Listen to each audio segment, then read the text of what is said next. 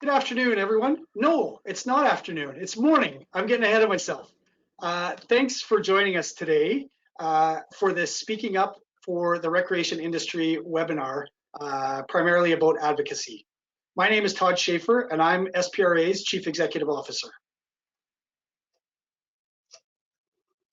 I have the privilege of joining you today from our SPRA offices in Regina, situated on Treaty 4 land and the traditional territories of the Cree, Dakota, Nakota, Lakota, and Saulteaux peoples, and the homeland of the Métis. This land has been part of the lives of Indigenous communities long before our organization existed and will continue to be for many more years to come. Having lived myself in both the Northwest Territories and a number of communities in Saskatchewan, it is with gratitude that I now get to call this place home. In addition, I don't think that we can have a conversation about speaking up today without acknowledging the recent discovery of the bodies of 215 children at the former residential school in Kamloops. I want to offer our deepest condolences to the families of those children.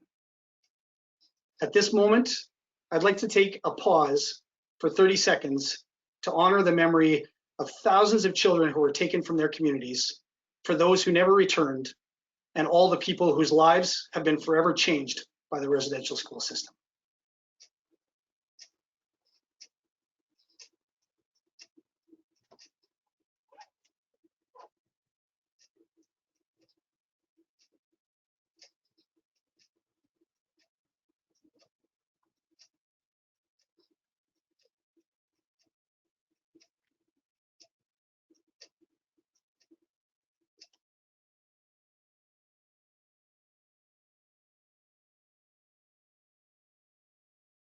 Thank you. In Saskatchewan, we are all treaty people. If this is your first time joining us for an online event, welcome. This webinar is presented by the Saskatchewan Parks and Recreation Association, who supports Saskatchewan's wide-reaching parks and recreation industry. This industry provides the foundation of programs, places, and professionals that are vital to our communities and our province. Recreation contributes to creating connected, healthy people, economic growth, community development, and tourism in Saskatchewan. We are a network of parks and recreation leaders dedicated to energizing Saskatchewan and changing lives. We imagine a province where everyone has the opportunity to enjoy recreation and feel more connected to nature, our communities, and ourselves. It's our job to connect, educate, and inspire others to build this future together. To learn about how you can join our membership network, visit spra.sk.ca/membership or give us a call at the number that's going to be on your screen. And actually, just a note, Christian, I'm not seeing the screen of the slides, so maybe we just need to, whether that's just me or everybody else has it, just a flag for that. At this point, I'd also like to recognize our funder, Saskatchewan Lotteries. Through an agreement with the government of Saskatchewan, proceeds from Sask Lotteries are dedicated to sport, recreation, and culture organizations throughout the province. These proceeds are placed in the Saskatchewan Lotteries Trust Fund for Sport, Culture, and Recreation, which benefits more than 12,000 sport, culture, and recreation groups and helps nearly 1,000 communities. We are the only province that enjoys this level of support, and for that, we are truly grateful. Before we do get started, I'll just go over a few items so you know how to participate in today's session. While on the webinar, you are on mute, whether you're using a computer or on your phone. On your control panel, you will see a questions tab with a drop-down menu. This is the only way for attendees to communicate with webinar organizers. Be advised that anything submitted through the questions box will only be visible to organizers and not the entire group. We will try to answer as many questions as possible, but we may not be able to get through them all. Be sure to submit your questions throughout the webinar to increase the likelihood that they will be answered. If you have any technical issues during the webinar, let us know through the questions box. Finally, today's webinar will be recorded for archival purposes, but will not be shared with attendees. And now, let's get started with the webinar. I'll ask our speakers to turn their cameras on for us. So we're here today to discuss the topic of advocacy. Advocacy is a very important part of the work that we do here at SPRA, and no doubt the work that all of you are doing. In the original Latin, the term advocacy literally means to call out for support.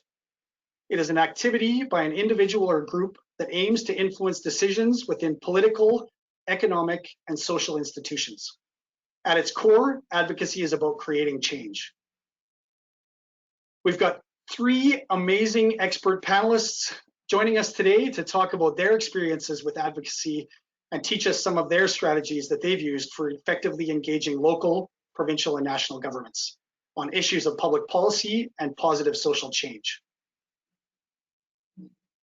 Firstly, I'd like to introduce CJ Noble. CJ, do you want to give a wave? So CJ has served as the CEO for the Canadian Parks and Recreation Association since 2011. During her time with CPRA, CJ has provided key leadership as the association has renewed its influence, profile, and contribution to the parks and recreation industry. Thanks for joining us, CJ. Valerie Sluth, who many of you will know. Valerie is the founder and CEO of Praxis Consulting, Saskatchewan's largest management consulting firm. Val has over 25 years of experience as a practicing business advisor with focuses on strategy, community engagement, and corporate governance in the private and public sector organizations. And finally, affectionately known as Shelley TC, Shelley Thoen-Chaykoski is the owner of TC Consulting, which she started in 2013 after a 33-year career working in recreation. She is currently serving as the mayor of Foam Lake and is a passionate advocate for the parks and recreation industry. Welcome everyone, and thanks for being with us today for this important conversation. It's so great to have all 3 of you here, and as we were talking about just before we started, the diversity that each of you brings, both from a local, provincial, and national perspective, I look forward to the dialogue that we're going to have and the conversation that we're going to have. As you're aware, we've got a number of questions that we're going to pose to you, and then hopefully we're just going to have a conversation with the 4 of us about what some of those things are and what the opportunities for us. I think that often within the recreation and parks industry, as community developers, we have seen that word advocacy as a bit of a bad word or something we want to stay away from. And I certainly appreciate the opportunity for you folks to share your experiences and your I guess your strategies for how you have addressed this from your own perspectives in your work and in your own lives. So to start with, jumping into what is effective advocacy. So what does advocacy? I give you the Latin definition of advocacy, but what does advocacy mean to you, and what makes it important? So we'll maybe start with you, Shelley, with that local perspective. Sure, I'll just get myself unmuted, and I think I'll start off with the word itself, because we all have those one words in our vocabulary that we have trouble saying, and I'm going to share with you. Advocacy is my word. I have never been able to say it, so if please put up with my mispronunciations. I can say aluminum and many other words, but advocacy is an issue. So I will attempt to do my best as we go through. But you know, when you talk about what it is, I think one of the first things that I think of, and actually it was a frightening word, and the thought of advocacy is frightening and can be frightening to many because it conjures up pictures in my head of politicians sitting at very high levels in very ornate offices with bureaucrats that are trying to be persuaded to set policy and allocate resources in a certain way. And so for me, for a long, long time, it was so I felt above my head. And it's not something that I would actively participate in, but I would suggest to you that advocacy, here we go, is really something that we engage in individually every day and for a lot of every day of our lives. From the discussions that we have with our spouses at the table, as we make life decisions, to conversations that we have with our taxpayers on the steps of the post office, which is where most work is done in our smaller communities of this nation. Or what I call John Denver advocacy is where we sit around the campfire talking poems, prayers, and promises and things that we believe in, because advocacy really is about things that we believe in. So, it can really get down to our children and our pets even, as they display various behaviors to show their displeasure at their food or their amount of play and that type of thing. So we really are engaging in advocacy constantly. And during the lockdown, I think every day is probably the least amount of advocating that has taken place. Being locked down with my husband for 18 months, I pretty much have nothing left to say or advocate to him about. So that's just, we're looking forward to opening up so that we can begin normal advocacy again. But, it's really about people sharing what they're passionate about, what they support, their wants, their needs, and what they want to change. It can be of a singular format, or I would suggest, individual advocacy, that type of thing. But a lot of the things that I'm involved in personally are more organizational or group advocacy. Simply put, it's the defined strategy with a consistent message to a certain target. That's how I see it, to affect, social policies, procedures, allocation of resources. We're all trying to get that piece of the pie. So you know what? So that we can have a positive effect on the vision and the things that we find are important. One more thing is, normally, I think advocacy should be, this is my opinion maybe, proactive. However, all we have to do is watch the news every day to realize that much of our advocacy efforts are reactive, where it's because of an action in some form that we stand up and say, stop, we need to advocate for or against this because of this. But I guess that's the drum that I am beating, is I believe in proactive advocacy, and that should be that should be the precursor to the word advocacy all the time if we want to be effective. So those are some of my thoughts on what it is. That's awesome. Thanks, Shelley. I think there's a number of things I was writing down as you were going through that, right? The idea of it's part of every day.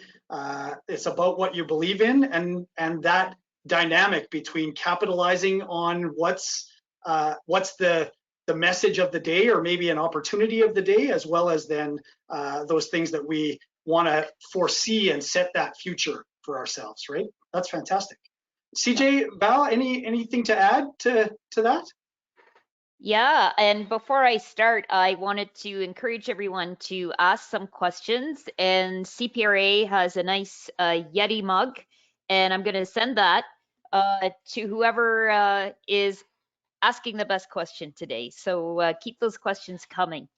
I'll have a very brief comment, Todd. I consider advocacy and lobbying can have a negative connotation, and the way I try to present it is that it's educating decision makers, whoever those decision makers are, and you're educating them in a means of showing them or demonstrating to them how what you want or what you're advocating for is going to help move their agenda forward as well.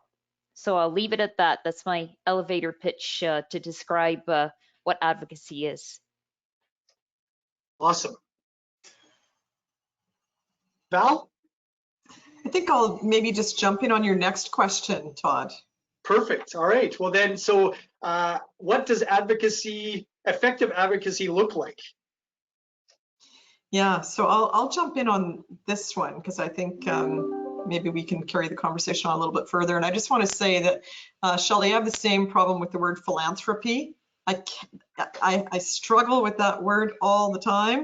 And so I feel your pain on advocacy. So just on what is effective advocacy, I think what I would say is that every advocacy effort is unique and different. And effective advocacy is really, did you achieve your goal? Which seems extremely simple. However, I can count on my hands more times that I've seen advocacy efforts that don't have clear goals than ones that actually have clear goals. And so if we aren't establishing what we're trying to accomplish, we won't know if we've been effective. And we also, it becomes a random effort, a completely random effort. So I think that gaining support from the targeted groups that are within your goals would define effective advocacy. If the target is government, it usually looks like getting the support of the voters or the electorate.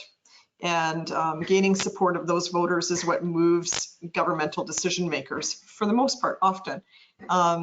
So effective advocacy really comes down to how much support can you get that will drive the interest of the voter. And I would say a really good example of that particular advocacy approach is Saskatchewan Lotteries. And the people on this call will know Saskatchewan Lotteries very, very well. And when the lottery license is in jeopardy, what do? We mobilize all of those voters across rural and urban Saskatchewan, and we make sure they're talking to their MLAs. And that, that was my foray into advocacy, was working on lottery advocacy efforts. And I think it's a very successful process. Obviously, Todd, you said that we're the only province in Saskatchewan that enjoys the lottery license. So that's a great example of a successful voter-based advocacy effort. But a couple of others that I would mention in recent years is, you may or may not be aware of the additional funding that has gone into autism in Saskatchewan, which was the appeal there very successfully was to particular elected officials who had a connection to autism. And that effort was extremely effective because they appealed to very powerful decision makers to ensure that there was enough support for autism, and their funding more than doubled across the province. So that was a great advocacy effort as well. A different approach, though, not the voter approach, but more to the decision maker approach. And the same thing we've seen in Saskatchewan with liberation therapy through for multiple sclerosis. We saw a significant increase in support for funding patients to get liberation therapy. And why was that? Because it appealed to one or two of the decision makers in the provincial cabinet. So that made a significant effort. And I'll give you a couple more. The Mosaic Stadium in Regina, considerably successful advocacy effort, and not at the provincial level, but at the municipal level. And why was that? Because they actually made it, the advocates made it unacceptable not to support that stadium. It was, you were a social pariah if you said anything against that particular stadium. So the advocates did a very good job of mobilizing the community and just giving it only one answer. A failed one, film tax credit. Why did the film tax credit fail? Because they appealed to the wrong type of voter. They appealed to the voter that was not in power. So it actually, their advocacy effort worked against them. So there's a few examples of effective or ineffective advocacy. So I'll stop there. Yeah, that's great, Val. I think there's a couple things that jumped out in what you just said, right? That idea of knowing your audience and getting curious about what they're passionate about, going back to Shelley's comments, and then knowing what the role is that they play and how you connect best with them and see where those things align. That's fantastic. So I want to jump to the next question. CJ, what would you say, based on your experience, and you've got some prior to related to advocacy prior to working at CPRA as well, what's the biggest advocacy mistakes that people and organizations tend to make? Yeah, thanks, Todd. I have experience lobbying the government, and then prior to CPRA, I had experience being inside the government, and I worked as a political aide to cabinet ministers. And there were different types of meetings I would have. There'd be the meeting where a group would come in and they would tell me a really nice, compelling story about who they were, but they never presented their ask. So I didn't follow up. The other challenge was the other side, where they would come in and they'd have a laundry list of 10 or 15 asks of everything that they wanted without prioritizing. And for those, again, the effectiveness wasn't there. What was effective is when a group came in and they spoke who they were. They had maximum 3 asks that they were seeking. And most importantly, those asks, they had made what I call the hook into what my minister's priorities would be. So whether it be something that was in my minister's mandate letter or the speech from the throne or whatever the case may be, or as Valerie's mentioned, it's a personal passion of the minister or whoever the decision maker is you're meeting. So it would be like, these are our 3 asks, and these are how those 3 asks are going to move your agenda forward. It's not about how you're moving your organization's agenda forward. It's how you can take your wants and show the government by doing those, you're going to actually help them move their agenda forward. So that was a really important one. The other one I would say two other quick ones is, do the advocacy meetings and letters which represent your capacity.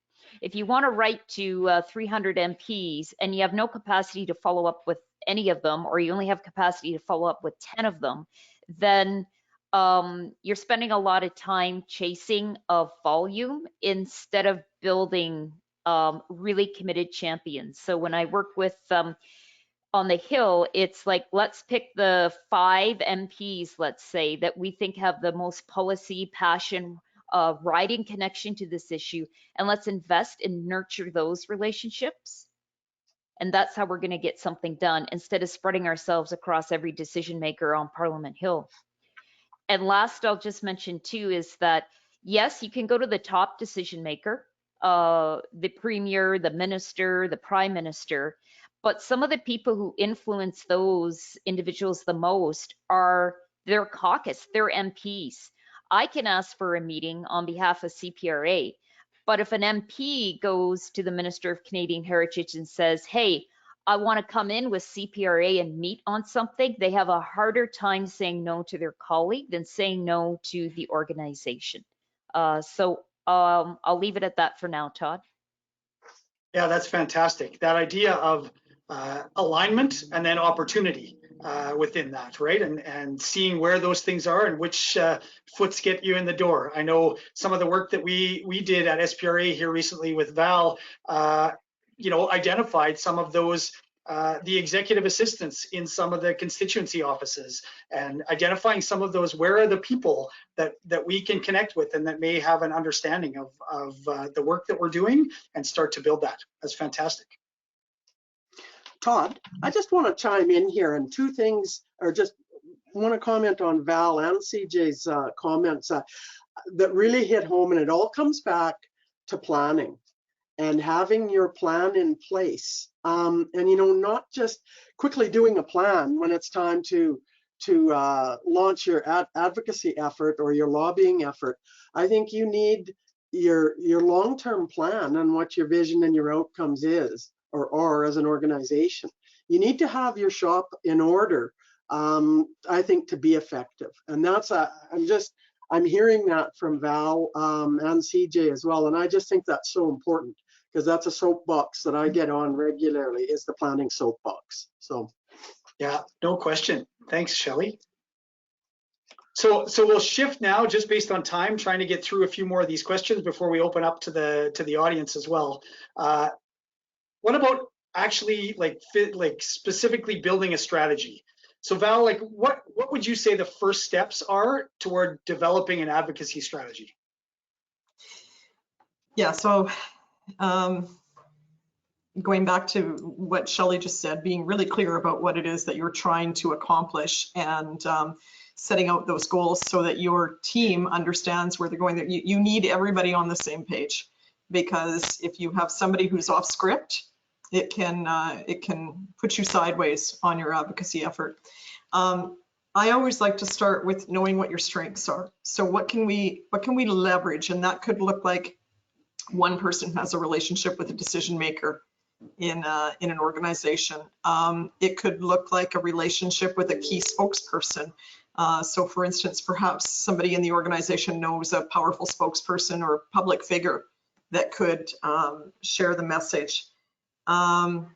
Knowing where your impact data is. I mean, I own a research company. We gather data all the time, but data can be meaningless unless it's really targeted at what it is that you're trying, the message you're trying to send. So know your impact data, and I'm using the word impact very deliberately. So where are you having an impact? I would also say know what your burning platform is. So know what will happen if you don't make the decision that you want these decision makers to make. What's the worst thing that could happen as a result of status quo or not reacting? And then really knowing what that disaster story is. And sometimes that disaster story can come from other jurisdictions. So we know that this happened in Alberta, and oh my God, look at what happened. They lost 1,000 jobs. Kids were in the street running around with nothing to do at night, right? Like just knowing what that disaster story is and providing evidence of it really helps. I would also say know your weaknesses. So you kind of get one chance at this. As soon as you make an error, you're in trouble. It's hard to pivot back from an error in an advocacy effort. So really try to troubleshoot that before you go in. Know what your weaknesses are. Make sure you've got your ducks lined up. And again, I'll use a really quick example on this. So I'll go back to the film tax credit, which did not go well. At the time, the film industry was advocating to maintain the film tax credit. The Saskatchewan Chamber of Commerce undertook a study, revealed all kinds of data as to why the film tax credit is an important thing. Government already didn't like it. It was a Sask Party initiative, and it was a Sask Party government coming out of an NDP initiative. So Sask Party already didn't love it. And the spokesperson who did the study for the Saskatchewan Chamber of Commerce decided to release the results in the legislature while session was going, and it essentially embarrassed the government because the data more than amply supported the reason why we should have a film tax credit. So what happened? Well, that spokesperson actually got kicked out of the legislature and not allowed to come back for 30 days. And among other things, the issue died.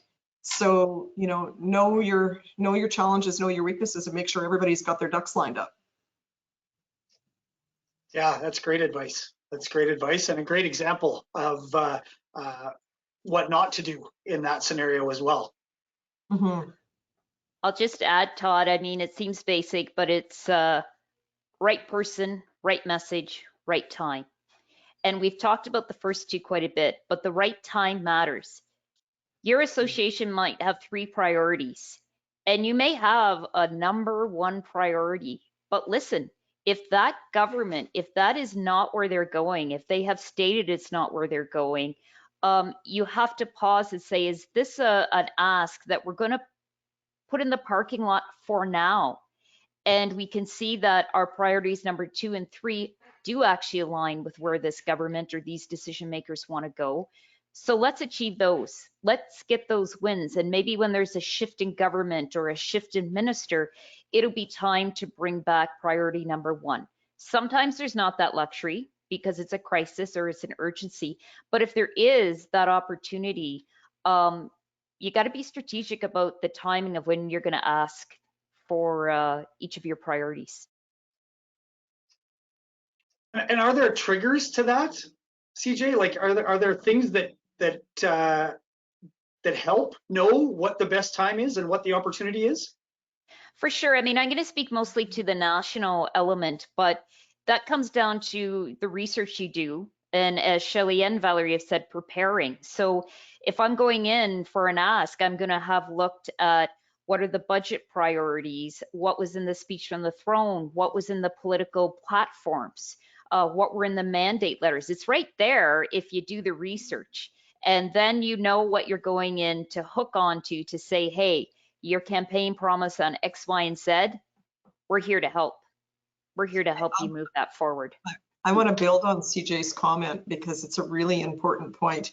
If you cannot connect your advocacy effort these days, if it's a provincial effort, it's not connected to the Saskatchewan Growth Plan, you're not going to get anything unless it's a pet project of somebody. So you have to find a way to connect it to the growth plan. So it's a really good point, CJ.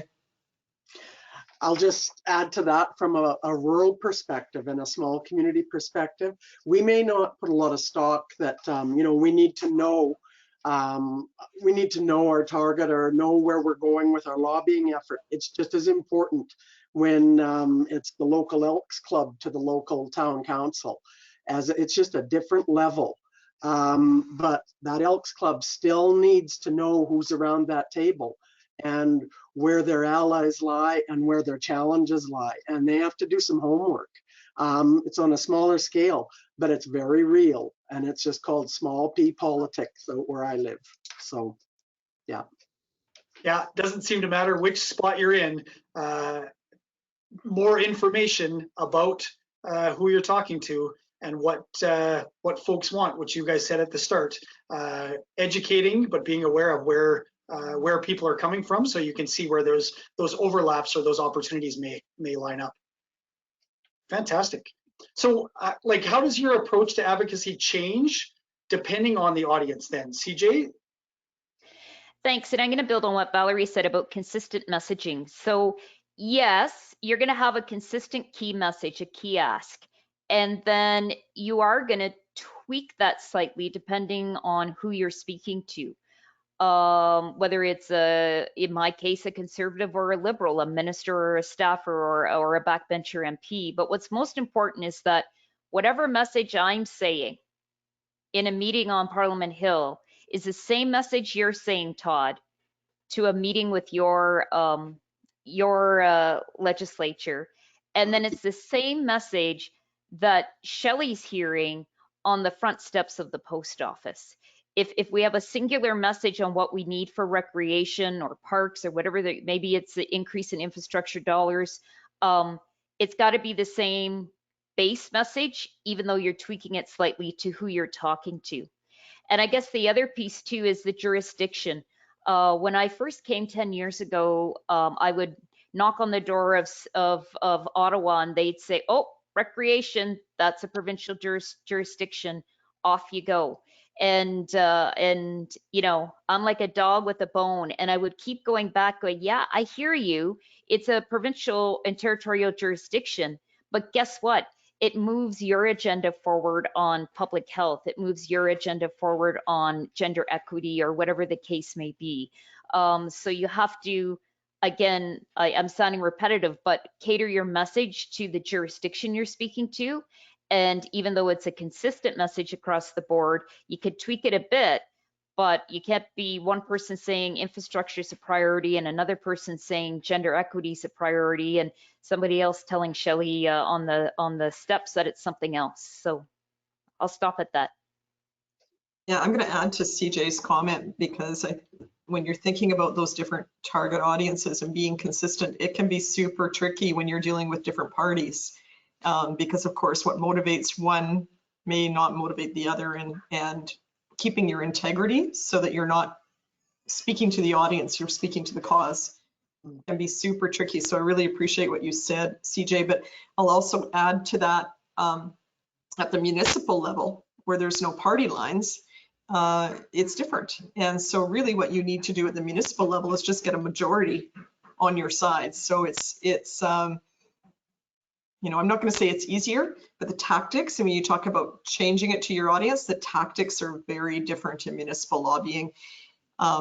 Federal, and CJ knows more about federal than I do, but I have found at the federal level, it's when you're in Saskatchewan and you want to lobby something federally, sometimes the MPs are not where you need to go. It's some of those influencers and knowing who those influencers are in your province. And we have a few in Saskatchewan that are quite powerful.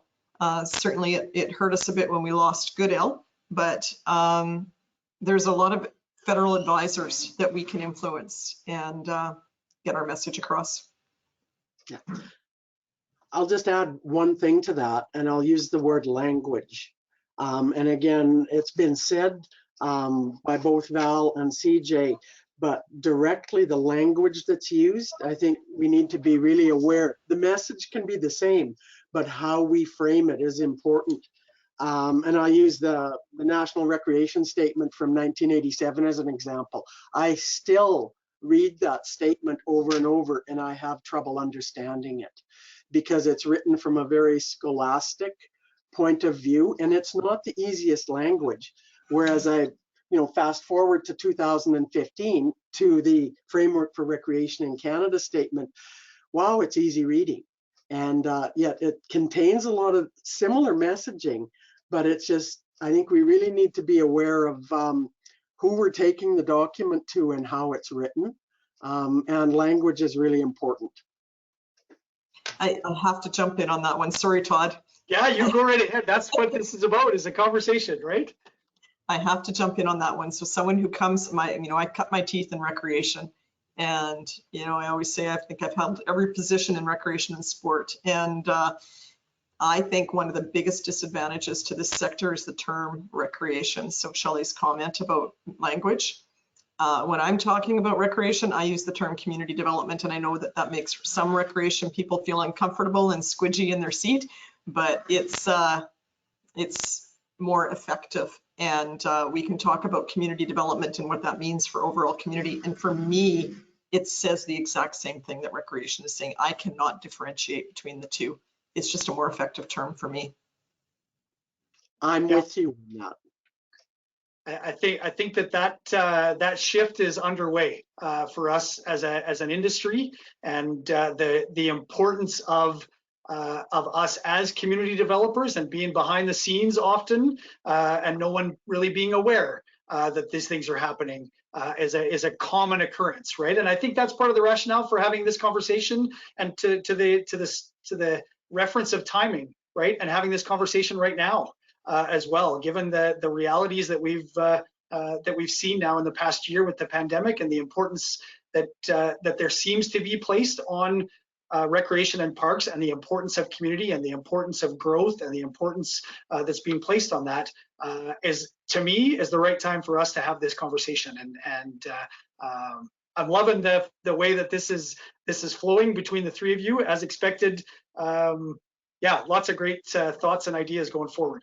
So as we look at helping those folks that are on the call with us today, like, we've talked about a number of things, but what's the single most important thing that advocates need to communicate to decision makers?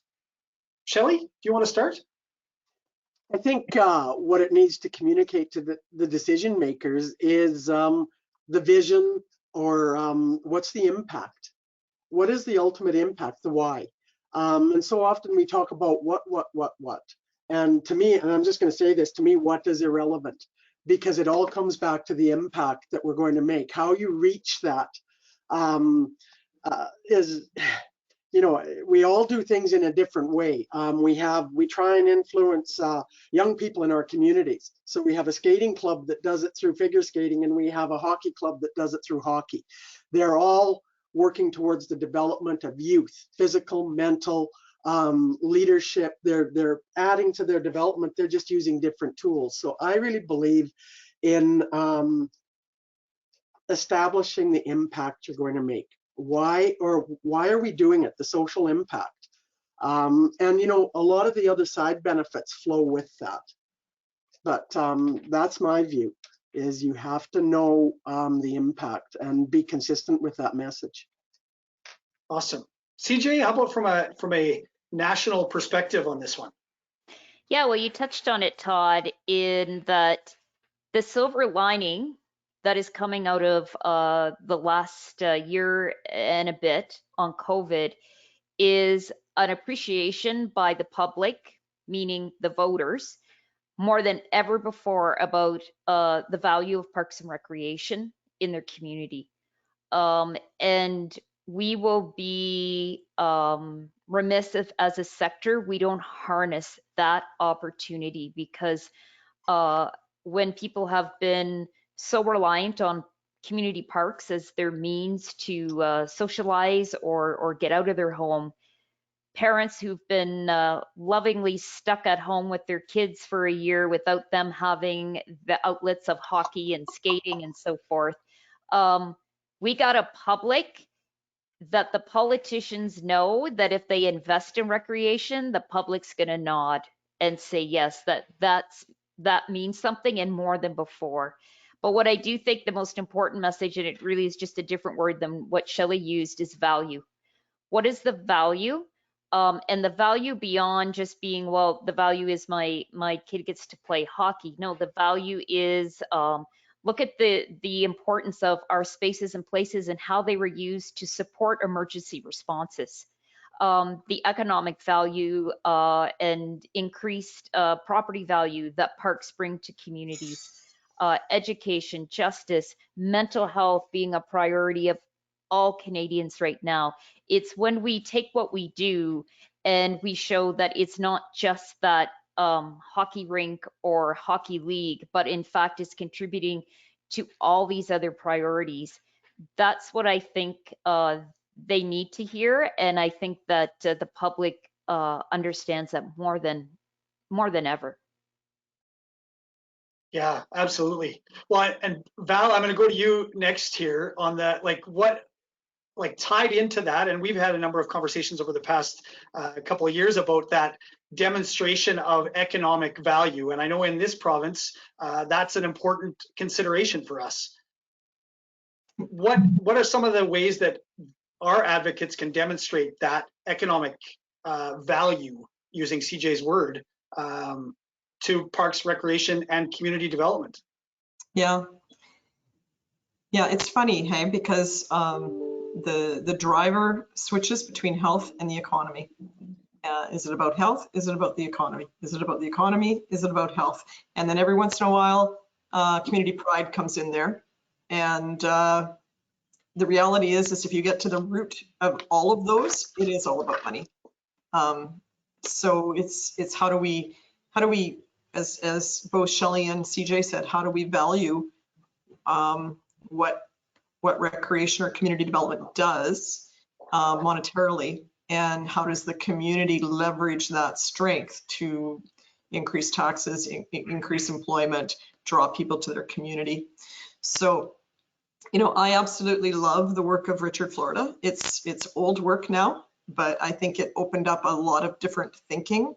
And the reality is that increasingly people are moving to locations for lifestyle versus jobs. And I think as our younger generation comes up, they're interested in where they're living and creating a lifestyle for themselves, and they'll find their job later.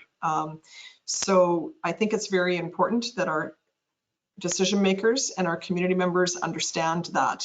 And with smaller families, you can pretty much choose where you want to live. I mean, we don't all have the fixed costs that we used to have. So smaller families give people more flexibility, or no children give people more flexibility. So it's creating opportunities for people to live differently. And I would say that COVID is significant in that it's escalated the desire to live differently. I recently heard a statistic on, it was from the Royal Bank, and they hit their 5-year target for transitioning people to online banking. Their 5-year target, they hit it in the first 3 months of COVID. So it escalated them 4 3/4 years from where they thought they would be. And I think we're seeing that in everything. So I think people will start to be very selective about where they choose to live. And so there's an argument in that if our communities aren't vibrant, aren't interesting, aren't supported by good parks and recreation, people aren't going to live there because it's just no fun. And they're looking for lifestyle.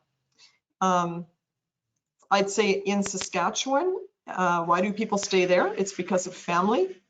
It's because of peaceful lifestyle. And I know this from our research. I know that people stay in Saskatchewan because they want to stay close to family. They see it as peaceful. They don't have to commute so far. They have access to things that are not accessible elsewhere. And they just want to experience that lifestyle. So there's an opportunity within what's going on right now, trending, to capitalize upon that. I just don't know if our decision makers will do that. So I think there's an interesting opportunity right now.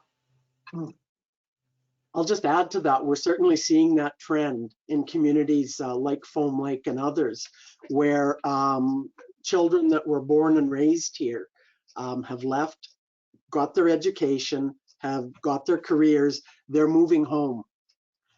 We saw the mass exodus during some of the lower years of agricultural commodity prices and that type of thing, through the 90s, where we didn't have the young people. They are now coming back because they can work, because of things like what we're doing today.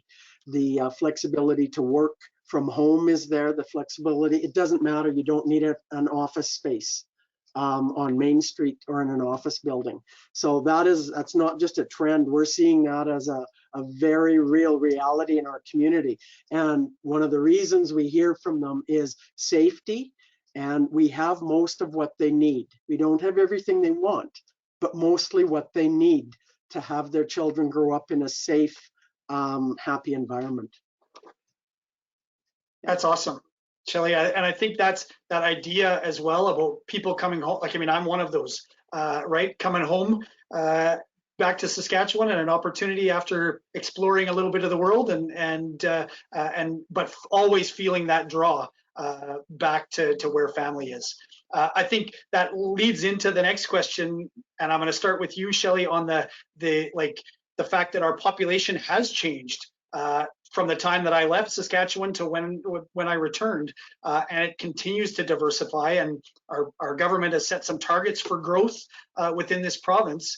How can we assure that our advocacy efforts related to this concept of lifestyle and recreation and parks are inclusive and accessible and welcoming to people coming into the province? Yeah, and I think that's a real challenge, because I know, and I'll just give you some of the stats from my own community and the work that I've been involved in with inclusivity and new citizens, is that we're between 35 and 40% of new citizens, whether it be migrant or immigrant, migrant Canadians or immigration. That's a huge change. We haven't seen that big a change in our community since settlement, which is over 100 years ago, when, our communities were built. And now we're seeing that big change. That's creating some challenges because people don't like change. And they take it with kind of a grain of salt. And so, we really need to take a look as community leaders, I think, of developing policies of inclusion and welcoming. And that seems like a funny statement to have to say, because we pride ourselves on being some of the most welcoming, friendly people on earth. If you want to welcome, you come to Saskatchewan and come to our communities. And that's true, but we have changed where, we haven't had to be purposefully welcoming for so long that I think it's something that we need to touch base on again.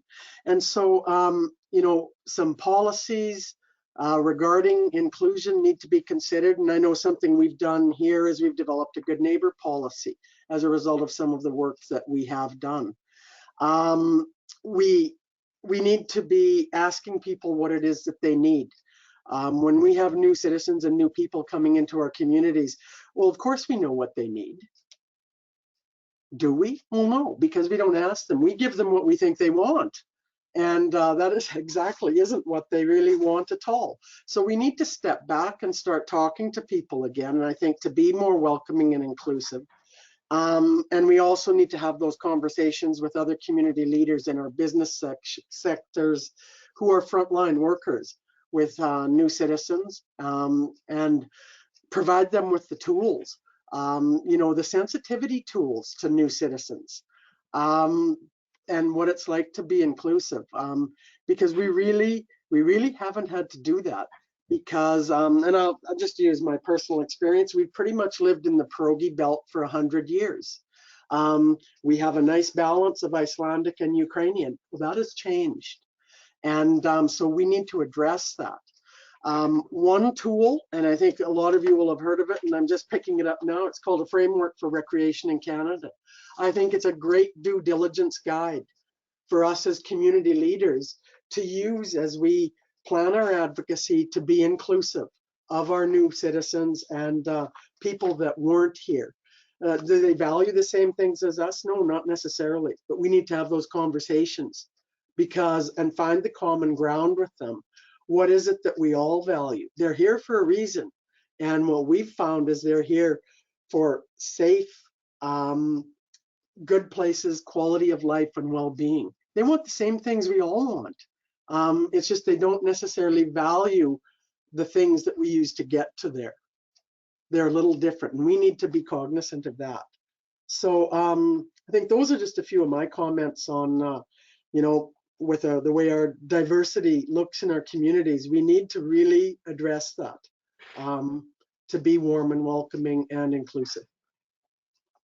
Awesome. Thanks, Shelley. I know that there's been a ton of work done in Foam Lake as a result of your lead, and I certainly want to acknowledge the work that you've done with respect to that. And I know anytime that anyone has visited you in Foam Lake, there's no doubt that they feel welcomed and part of that community. So that is demonstrated in every interaction that you have. So thank you for that as well. Val, CJ, anything to add based on? Yeah, I mean, certainly that's an issue that is very, very high on the federal government radar, and something that I do speak to them about. And one of the things I emphasize is the communities know what the communities need. And so instead of spending what funds they have by doing a top-down approach to diversity and inclusion and equity, give the funds to the communities who each have a unique need and a unique experience, and let them use that funding to address it. I think, Todd, you know that CPRA has been going through an exercise of learning what we don't know. And I really agree with Shelley. It's about listening. It's about not deciding what vulnerable populations need, but instead making sure we connect with them. And, you know, I just want to make sure from a CPRA perspective and the sector that these aren't hollow statements of inclusion, equity, and access, that it's not something we do when we have time or when we have money, but it's something that we intentionally do. And I most certainly don't have all the answers to that, but CPRA has taken the approach, instead of going out and making some national statement, because it seems to be the right thing to do at that juncture, we just keep on a journey through truth and reconciliation and systemic racism, learning about it. And we hope that we can share those learnings with the sector and leaders, sector leaders like Shelley and her community. Great, thanks, CJ. That concept of intentionality, I think, is ringing truer and truer, right? And rethinking how we do business, for sure. I'm actually going to check in, Christian. I just see what time it is here. We're just coming close to the hour, and I know we're going to do a hard stop for 12 o'clock today. So, is there any questions that you've received, or what's your top question to win CJ's CPRA mug for us today for the panelists? Yes, thank you, Todd. We have had a few questions and some comments come in. I just want to add a comment related to the last question, where we had a comment that says, I think there's some opportunity for our industry to connect and partner with some of our sister organizations within the lotteries community to be more effective in our inclusion efforts. And then the question is, what is your advice about partnering with others related to your advocacy initiatives? Oh, great question. Who would like to start on that question? I'd like to start on that question. Okay, go for it, Val.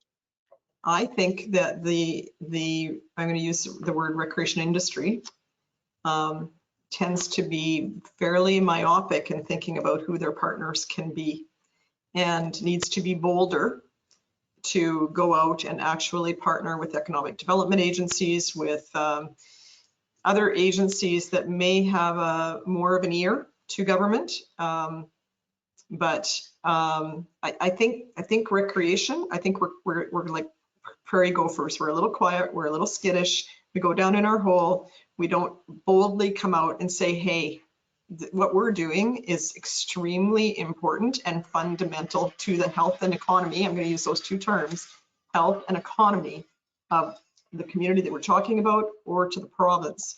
And until we actually get out and get those partners, we're going to continue to spin our wheels and just keep going in a circle with recreation advocacy. So sorry, it's a pretty bold statement, but it's one that I've been on a soapbox with for many, many years. It's a very true statement. When you mention health and economy, and you keep saying health and economy enough, and it comes out easier and easier, because if you want decision makers to sit up and take notice, you mention health and you mention economy, and we're a huge part of all of that.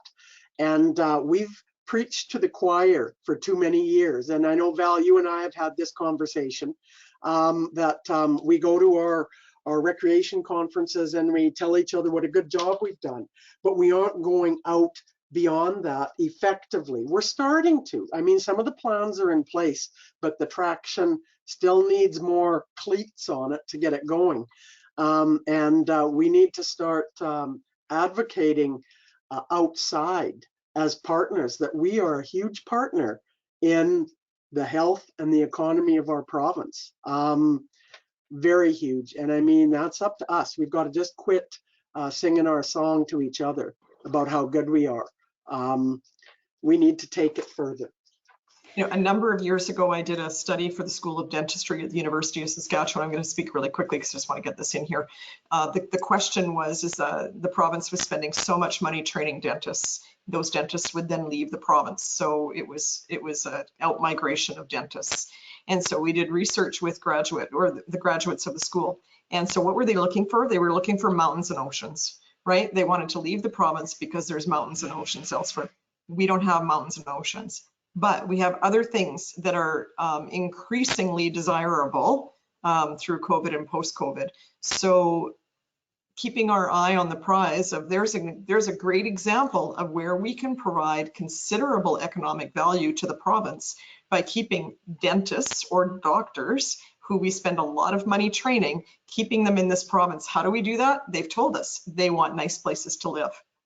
That comes through parks and community development and recreation. I would just add, Todd, in regard to partnerships, is decision makers like when you do the homework for them. When you come together with 2 or 3 organizations, together in a meeting, together in a piece of correspondence, you've done their homework. They don't have to then check, well, if I do that for this organization, how's that organization gonna feel? My dream when I worked in the cabinet minister's office is when you got a letter and 10 organizations that signed it. Homework done. You're going to move ahead with that request. Yeah, that's awesome. That the importance of doing your homework, the importance of listening when it comes to partnerships as well, because I think sometimes in our partnerships we're too stuck in our existing like head down, getting our own stuff done, and not lifting our head up enough times to see what are the opportunities that are ahead of us. And the things that you 3 have described just in this short period of time open up a ton of doors related to that. And that connection of it's bigger than all of us in each of our individual organizations. And how do we find ways to kind of put our egos to the side a little bit and find a way to both listen to others and educate others about what we're doing and what role we can play as an industry within this province. I actually want the industry to get an ego. Collectively, I agree. Collectively, yeah. I agree. Yeah. I think we should get T-shirts that say just that. Well, fantastic. Thank you so much. This has been an amazing conversation here today, and so many notes that I've taken for myself as far as what the future could look like. I know this isn't the last conversation we're going to have on this, whether it's with you 3. I appreciate your time today and contributing and sharing with us, and certainly know that you're all very busy people and the things that you guys have going on. So thank you so much, Val, CJ, and Shelley, for joining us in this conversation. Look forward to the next opportunity that we get to do that, and whatever opportunities may be in between. And I want to say thank you as well to everyone who joined us today within this webinar. If you have any additional questions that we didn't get answered for you today, my apologies, but know that this conversation is not done for us. And anyone can email me any questions directly. I'm happy to answer those. Fantastic.